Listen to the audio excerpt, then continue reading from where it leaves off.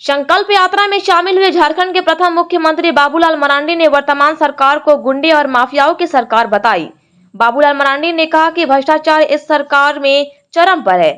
झारखंड के प्रथम मुख्यमंत्री सह भाजपा प्रदेश अध्यक्ष बाबूलाल मरांडी ने एक दिवसीय दौरे पर संकल्प यात्रा में शामिल होने पहुंचे चतरा, जहां उन्होंने अपने संबोधन में वर्तमान सरकार हेमंत सोरेन पर जमकर बरसे।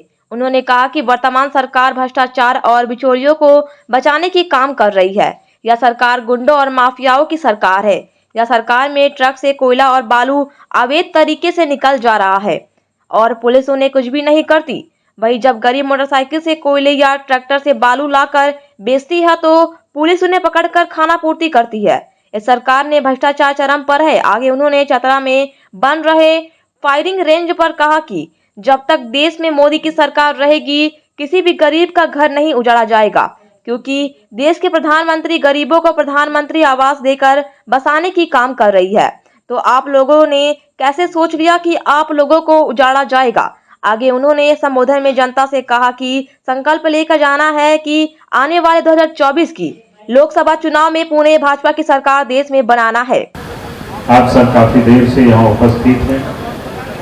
थोड़ी देर पहले तो लग रहा था कि काफी गर्मी, लेकिन आज लग रहा है कि मौसम बदल रहा है। हम सब भी इस यात्रा में निकले हैं कि झारखंड के मौसम को बदलना है।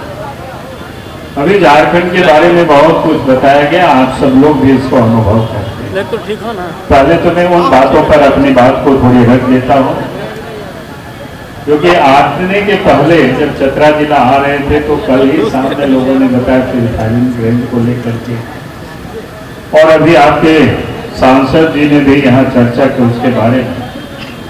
तो मैं आपको एक आश्वस्त करना चाहता हूं, भाई देश के प्रधानमंत्री नरेंद्र मोदी जी के रहते आप बिल्कुल निश्चिंत रहिए, एक भी किसी भी व्यक्ति को कहीं कोई उजाड़ने नहीं किया।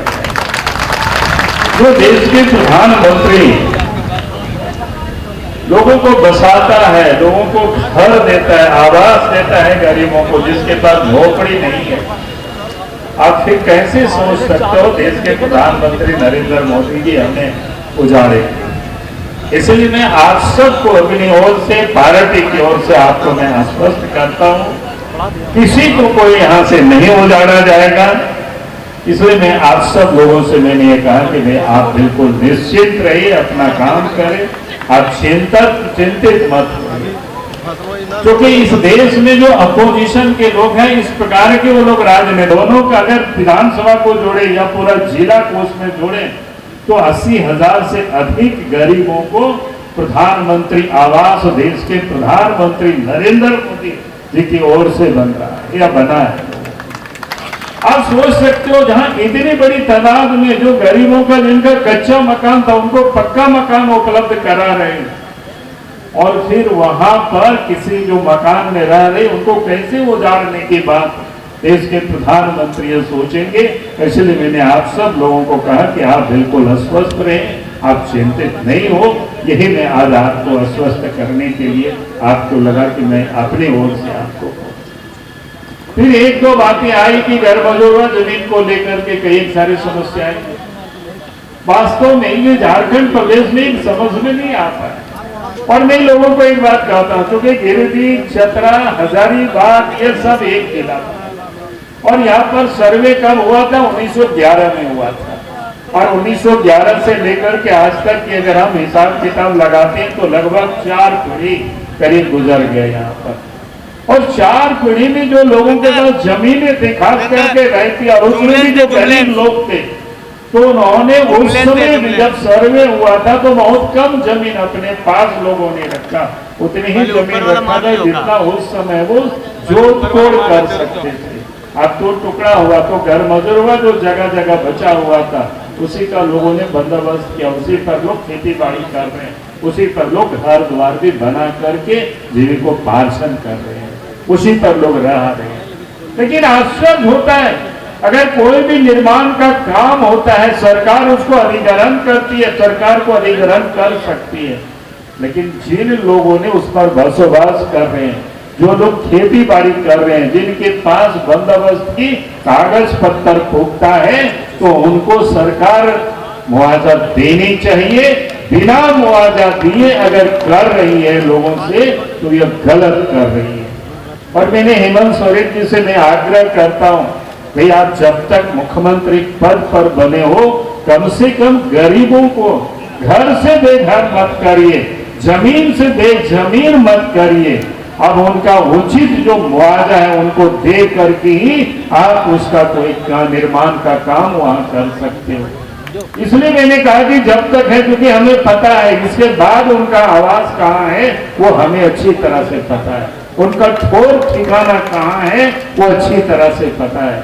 और इसलिए मैं कह रहा हूं और आप सब लोगों को भी मैं आश्वस्त कर रहा हूं, अगर हेमंत सोरेन ने ये काम किया तो अच्छी बात है, और नहीं किया तो कुछ दिनों के बाद, इस कुछ महीनों के बाद इस प्रदेश में जब भारतीय जनता पार्टी के नेतृत्व में सरकार बनेगी तो मैं आपको विश्वास दिलाता हूं, जो भी घर मजूरा जमीन होंगी जिनके बंदोबस्त में होगा उनको उसका पूरी मालिकाना हक, पूरे मुआवजा उनको मिलेगा, उनसे कोई जोर जबरदस्ती उधारा नहीं जाएगा।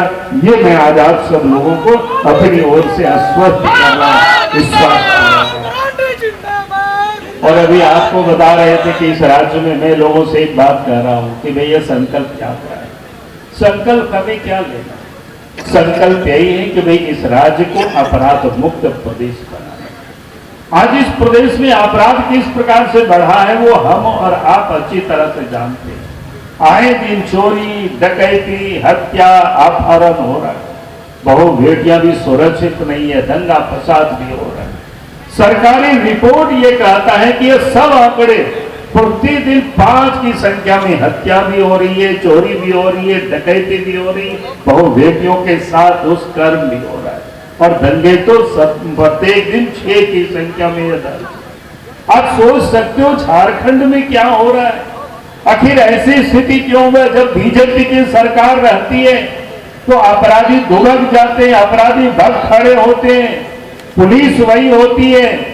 लेकिन जब जेएमएम की सरकार बनती है, कांग्रेस की सरकार बनती है तो झारखंड में सब परिस्थितियां बदल जाती है। उसका एक ही कारण है कि जिसका काम होता है पुलिस का चोरों को पकड़ना, डकैतों को पकड़ना, अपराधियों को पकड़ना, उनको जेल में डालना, उनको सजा दिलाना, लेकिन हेमंत सोरेन ने राज्य की पुलिस को वसूली में लगा रखी। आज इस प्रदेश के अंदर में पुलिस आपको कहां दिखाई पड़ेंगे, सड़क के किनारे वो बालू की ट्रैक्टर को पकड़ने के लिए मिलेंगे, ट्रैक्टर को, ट्रक को पकड़ने के लिए नहीं मिलेंगे, क्योंकि ट्रक वाले तो हेमंत सोरेन को पैसा देते हैं और उस ट्रक से बालू चला जाता है बिहार, चला जाता है यूपी, कोई पूछने वाला नहीं है वहां। उसके लिए तो सब पास फ्री कैसे पार होता है आप सबको अच्छी तरह से पता है।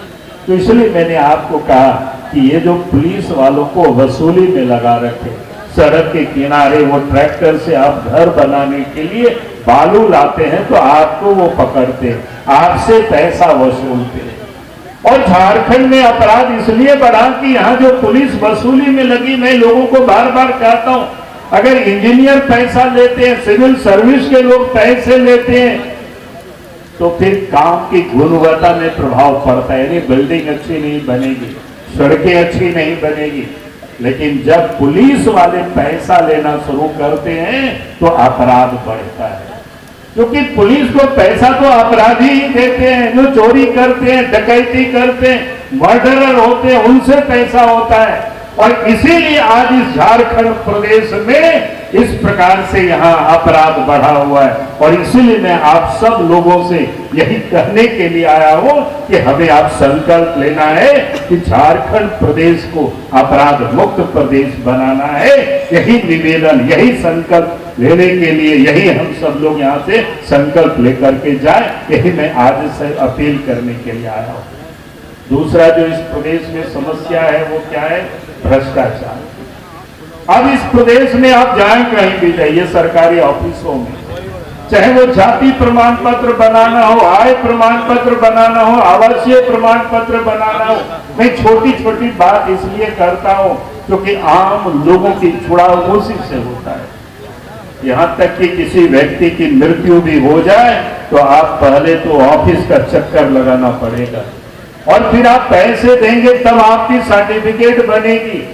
और इतना ही नहीं, अगर आपको राशन कार्ड में किसी का नाम छूट गया है और नाम अगर आपको जोड़ना है, जोड़वाना है उसमें, तो उसमें भी पैसा लगता है कि नहीं लगता है? बताइए, लगो कि नहीं लगो? बोल तो नहीं, कते टका लगो एक नाम जोड़ने में? देखिए, उधर कोई 1000 बोलता है, कोई 2000, कोई 5 बोलता है। कहने का मतलब ये समझ में आ रहा है कि जहां जिसको जितना मन करता है उतना वसूल लेता है लोगों से। आज सोचो भाई, गरीब कहां से पैसा देंगे? और जब अफसर से हम लोग पता करवाते हैं कि भाई अफसर क्यों पैसा लेते हैं, जिस वीडियो को लाख टका वेतन मिलता है, जिस सीओ को वेतन मिलता है, थानेदार को वेतन मिलता है, डीसी और एसपी को वेतन मिलता है लाख टका, और फिर गरीबों से भी पैसे वसूल रहे हैं, तो लोग बोलता है दे करके आए और महीना में भी देना पड़ता है। जैसे हम लोग और आप लोग महीना में मोबाइल को रिचार्ज करते, कोई 3 महीना में करते, कोई 6 महीना में करते, कोई साल भर में करते, वैसे ही सरकारी अफसर भी अपने मोबाइल को रिचार्ज कराते हैं, पैसा दे के आते हैं, कोई महीना में पहुंचाते हैं, कोई 6 महीना में पहुंचाते हैं। तो ये हालत है इस प्रदेश में। और जिस प्रदेश के मुख्यमंत्री, जिस प्रदेश की सरकार ही अगर भ्रष्टाचारियों को बचाता हो, तो फिर भ्रष्टाचार कैसे समाप्त होगा?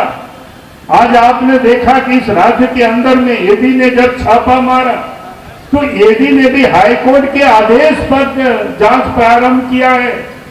और ईडी ने जब छापा मारा, जब पूजा सिंघल जैसे घर में जब नोट का जाखिरा मिला, कई एक अफसरों चले गए, कई एक दलाल और कई एक बिचौलिया जेल गए हुए हैं, तो राज्य के मुख्यमंत्री उन भ्रष्ट अफसरों को, दलाल और बिचौलियों को बचाने के लिए सुप्रीम कोर्ट से बड़े बड़े वकीलों को बुला करके लाते हैं, करोड़ों रुपया खर्च करते हैं, ताकि जो लोग लूट रहे थे, लूट का माल हेमंत सोरेन को जो लोग पहुंचा रहे थे, वो लोग कैसे बचे, उसकी हेमंत सोरेन की चिंता करते।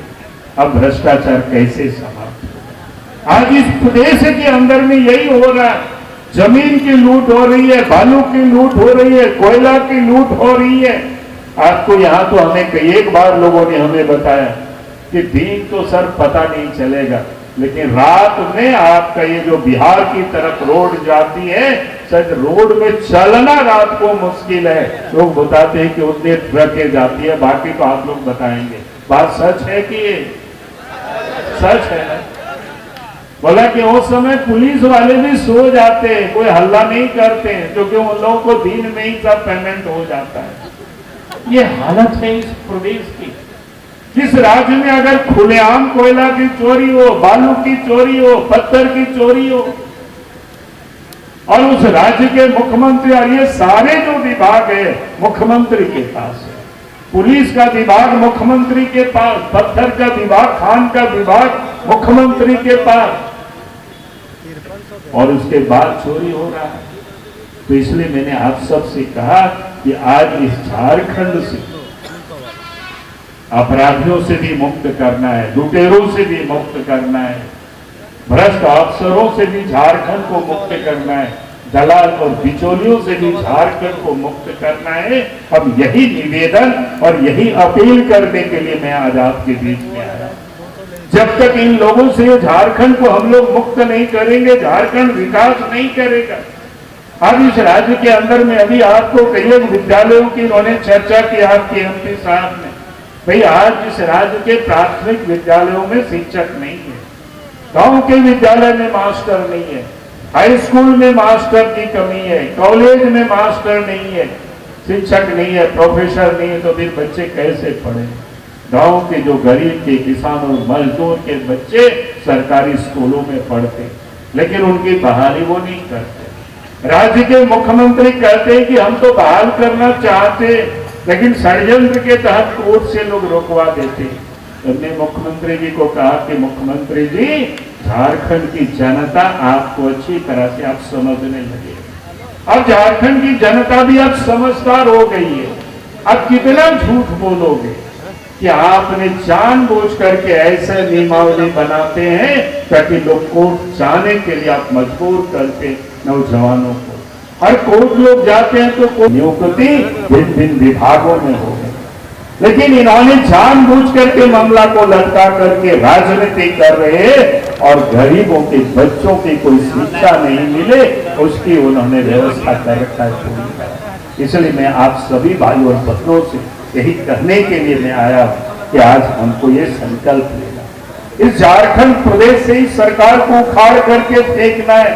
आज इस प्रदेश के अंदर में जो भी आप विकास का काम देख रहे हैं तो ये विकास का काम आज गांव तक अगर सड़क देख रहे हैं वो झारखंड सरकार के कारण में, जब झारखंड में अब देश में जब बीजेपी की सरकार थी, पहले अटल जी के नेतृत्व में सरकार बनी और आज इस देश में नरेंद्र मोदी जी देश के प्रधानमंत्री हैं, तो प्रधानमंत्री ग्राम सड़क योजना के माध्यम से, मुख्यमंत्री सेतु योजना के माध्यम से नदी नाला में पुल पुलिया बन गया और आपके गांव और घरों तक सड़कें पहुंची।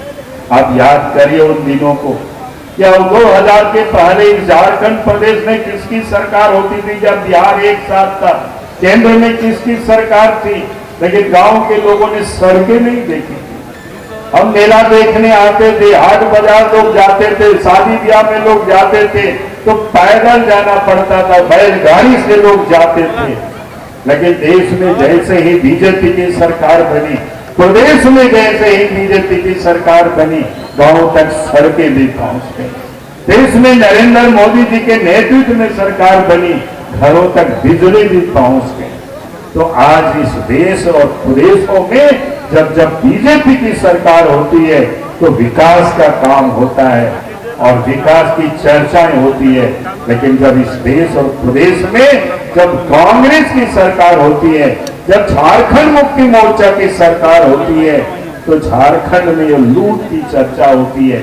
और इसलिए मैं आज आप सब लोगों से यही निवेदन कर रहा हूं। अब याद करिए देश के प्रधानमंत्री नरेंद्र मोदी जी कोरोना काल में किस प्रकार से गरीबों को बचाने के लिए उन्होंने गरीबों के जनधन खाते में पैसा भेजे और साथ ही गरीब कोई भूखे नहीं मरे तो उनको भी फ्री में अनाज भेज रहे। लेकिन आज किसी ने भाषण दे रहे थे, मैं सुना कि भाई 1.5 किलो ही अनाज मिल रहा है, इससे बढ़िया शर्म की क्या बात हो सकती है। भाई देश के प्रधानमंत्री नरेंद्र मोदी जी प्रत्येक का व्यक्ति महीना में 5 किलो मुफ्त में अनाज भेज रही है, तो वो अनाज इस राज्य सरकार को, हेमंत सरकार को गरीबों के घरों तक पहुंचाना था। लेकिन यहाँ की सरकार तो अनाज को भी बेच डालती है, वो भी गरीबों की वो चिंता नहीं करती है, जबकि यह तो अकाल और सुखाड़ की स्थिति पैदा हो गई। और छोड़ दीजिए वो अनाज को, यहाँ तो विधायक भी हमें कल रात में मिले, उन्होंने हमें बताया यहाँ तो किसानों ने पिछले साल जो धान भी बेचा है उस धान की कीमत भी किसानों को अभी तक नहीं मिला है। जहाँ एक और भारत सरकार, देश के प्रधानमंत्री नरेंद्र मोदी जी साल में किसानों को 6,000 रुपया भेज रहे हैं, खाते में भेज रहे हैं, डायरेक्ट भेज रहे हैं, सीधा भेज रहे हैं, और वहीं दूसरी ओर हेमंत सोरेन जी जो किसानों का धान को जो परचेज खरीद किया है उसके भी पैसे नहीं दे रहे। तो इसलिए मैंने आप सब लोगों से यही निवेदन कर रहा हूँ, यही मैं अपील कर रहा हूँ। अब इस सरकार से हम विकास की उम्मीद नहीं कर सकते, अब इस राज्य से इस सरकार को उखाड़ फेंकना है, ये संकल्प लेकर के हम सबको आप यहाँ से जाना, यही निवेदन और यही अपील के साथ अपनी बातों को मैं समाप्त करता हूँ।